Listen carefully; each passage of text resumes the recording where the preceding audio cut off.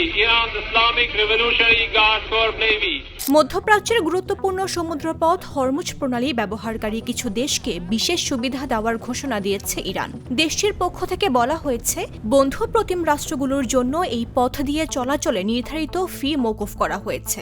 মস্কোয় নিযুক্ত ইরানের রাষ্ট্রদূত কাজেম জালালি জানিয়েছেন, বর্তমানে কয়েকটি দেশের জন্য এই ছাড় কার্যকর রয়েছে।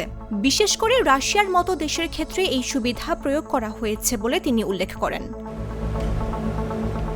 জালালি বলেন, ভবিষ্যতে এই নীতির কি পরিবর্তন হতে পারে তা এখনই নিশ্চিত করে বলা যাচ্ছে না। তবে আপাতত ইরানের পররাষ্ট্র মন্ত্রণালয় এই ব্যতিক্রমী সুবিধা কার্যকর রাখতে কাজ করছে।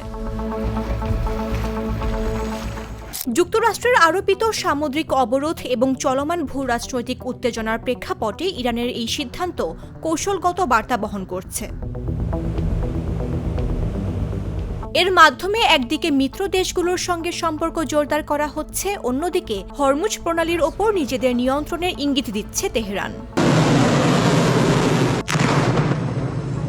এদিকে মধ্যপ্রাচ্যে চলমান উত্তেজনার মধ্যে নতুন করে সামরিক উপস্থিতি জোরদার করছে যুক্তরাষ্ট্র।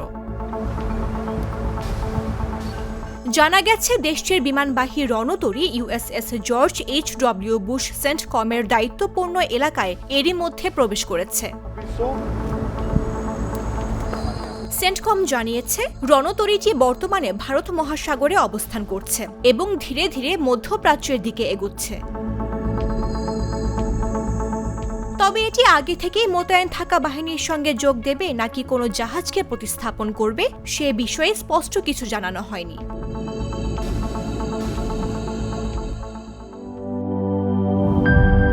ইউরোপ, এশিয়া, আমেরিকা যেখানে যাই, বিশ্বের 145টি দেশে আজ ফ্রুটো পাই।